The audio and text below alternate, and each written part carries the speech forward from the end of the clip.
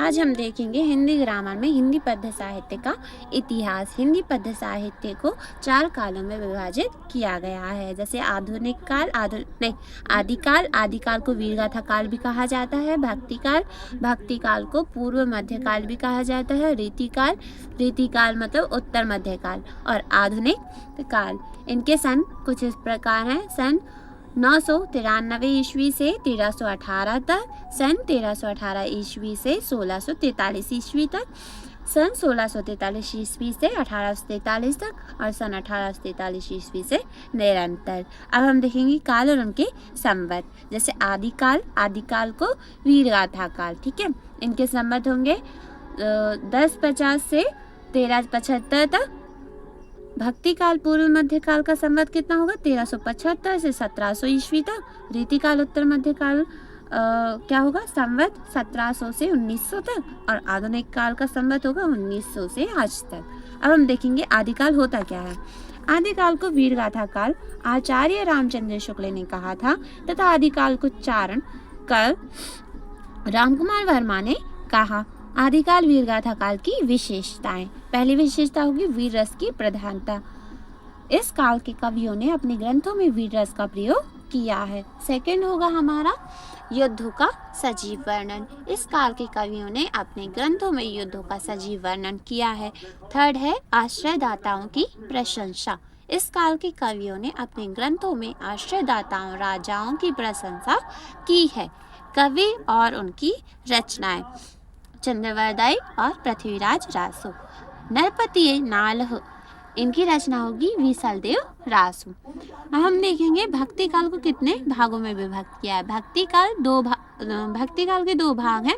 एक है निर्गुण भक्ति काव्य धारा, सेकंड है सगुण भक्ति काव्य धारा। अब निर्गुण भक्ति धारा को भी 2 भागों में विभाजित किया गया है। पहली होती है ज्ञानाश्री, सेकंड होती है प्रेमाश्री। अब जो ज्ञानाश्रय है उसमें ज्ञान मार्ग की शाखा होती है, और प्रेमाश्रय क्या होती है? प्रेम मार्ग की शाखा होती है। जो ज्ञान मार्ग की शाखा है उसमें संत काव्य धारा होती है, और प्रेम मार्ग की शाखा में सूफी काव्य धारा होती है। अब संत काव्य धारा में कबीर है, और सूफी काव्य धारा में मलिक मोहम्मद जायसी है। कबीर की रचना क्या होगी? बीजक। इसी तरह मलिक मोहम्मद जायसी की रचना होगी पद्मावत, जो कि महाकाव्य है। ठीक है। अब हम देखेंगे सगुण भक्ति और काव्य धारा। सगुण भक्ति काव्य धारा को भी 2 भागों में विभक्त किया गया है। पहला भाग है हमारा राम भक्ति, सेकंड भाग है कृष्ण भक्ति। अब जो राम भक्ति है, राम भक्ति तुलसीदास जी ने की है, इसी तरह कृष्ण भक्ति सूरदास जी ने की है। तुलसीदास जी की रचना रामचरितमानस है, इसी तरह सूरदास की रचना सूरसागर है। अब हम देखेंगे भक्ति काल की विशेषताएं कौन कौन सी हैं। पहली है साकार एवं निराकार ब्रह्म की उपासना, रहस्यवादी कविता का प्रारंभ, आध्यात्मिकता और सदाचार प्रेरणा, लोक कल्याण के पद पर काव्य का चरमोत्कर्ष, भक्ति भावना की प्रधानता। ये सभी हमारी भक्ति काल की विशेषताएं हैं। आप चाहते हो स्क्रीनशॉट ले सकते हैं। Please subscribe the channel. यदि आपको और ग्रामर का चाहिए हो तो आप कमेंट भी कर सकते हैं। कवि और उनकी रचनाएं। ये सभी भक्ति काल के कवि हैं और उनकी रचनाएं हैं। जैसे तुलसीदास के द्वारा लिखी गई रचना रामचरितमानस। सूरदास के द्वारा लिखी गई रचना भ्रमर गीत साय, ठीक है। कबीरदास के द्वारा लिखी गई रचना बीजक, और मलिक मोहम्मद जायसी के द्वारा लिखी गई रचना पद्मावत। निर्गुण भक्ति काव्य धारा की विशेषता।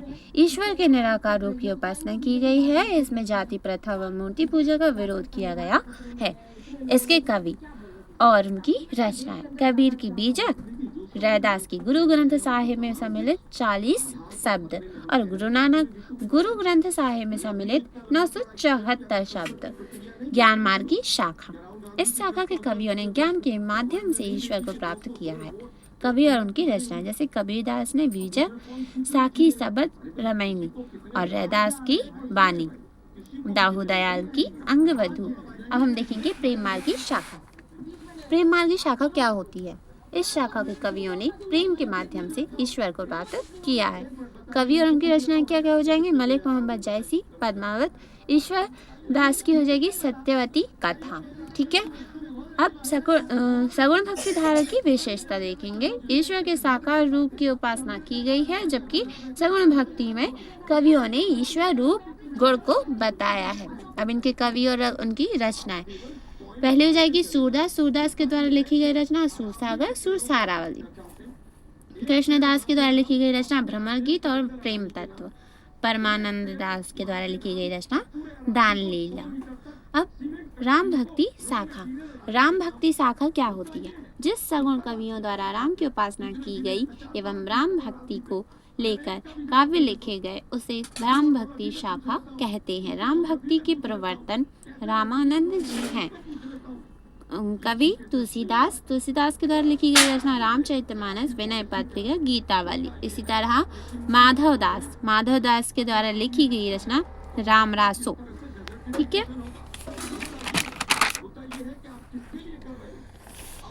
अब देखेंगे हम कृष्ण भक्ति शाखा। जिस सगुण भक्त कवियों द्वारा कृष्ण की उपासना की गई और उनके अपने काव्य का विषय बनाया उसे कृष्ण भक्ति शाखा कहते हैं। कवि हो जाएंगे कृष्णदास के द्वारा लिखी गई रचना भ्रमर गीत। सूरदास के द्वारा लिखी गई रचना सुरसागर सुरसारावली साहित्य लहरी। मीराबाई के द्वारा गीत गोविंद का टीका, नरसिंह जी और रोमोहरो माहुरो, है ना। रीतिकाल को श्रृंगार काल, अलंकार काल भी कहा जाता है। रीतिकाल के 3 भेद होते हैं: रीति सिद्ध काव्य धारा, रीतिबद्ध काव्य धारा, रीति मुक्त काव्य धारा। अब लक्ष्य ग्रंथ वे ग्रंथ होते हैं जिनमें रस, छंद, अलंकार, नायक नायिकाओं के भेदों का वर्णन होता है। रीतिकाल की विशेषता हम देखें तो पहली होती है रीति या लक्ष्य ग्रंथों की रचना, सेकंड होती है श्रृंगार रस की प्रधानता, थर्ड होती है काव्य में कला पक्ष की प्रधानता और फोर्थ होती है मुक्त काव्य की प्रमुखता। अब इनके हम कवि और रचनाएं देखेंगे तो बिहारी की रचना हो जाएगी बिहारी सतसई। उसी तरह भूषण की रचना शिवराज भूषण। अब हम देखेंगे आधुनिक काल क्या होता है।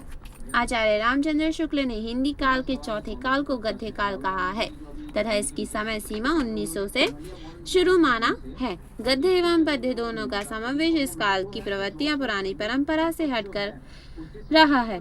आधुनिक काल के साहित्य को दरबारी से बाहर निकाल कर जनजीवन के निकट ला दिया है। हिंदी गद्य की अनेक विधाओं का विकास आधुनिक काल में हुआ है। आधुनिक काल को 6 भागों में विभाजित किया गया है। युग व समय विधि, भारतेंदु युग, द्विवेदी युग, छायावादी युग, प्रगतिवादी युग, प्रयोगवादी और नई कविता। अब देखेंगे भारतेंदु युग की समय विधि होगी सन 1850 से 1900 तक, द्विवेदी युग की समय विधि होगी 1900 से 1920 तक, छायावादी युग की होगी सन 1920 से 1936 तक और प्रगतिवादी युग की समय विधि होगी सन 1936 से 1943 तक। प्रयोगवादी युग की समय विधि होगी सन 1943 से 1950 तक और नई कविता की समय विधि होगी सन 1950 से आज तक। भारतीय युग की विशेषताएं: राष्ट्रीयता की भावना, अंग्रेजी शिक्षा का विरोध, भारतीय संस्कृति का गौरवगान। आप चाहे तो स्क्रीनशॉट ले सकते हैं। भारतेंदु युग के कवि तथा उनके द्वारा लिखी गई रचनाएं: भारतेंदु हरिश्चंद्र के द्वारा प्रेम फुलवारी, प्रताप नारायण द्वारा प्रेम पुष्पावली, मन की लहर।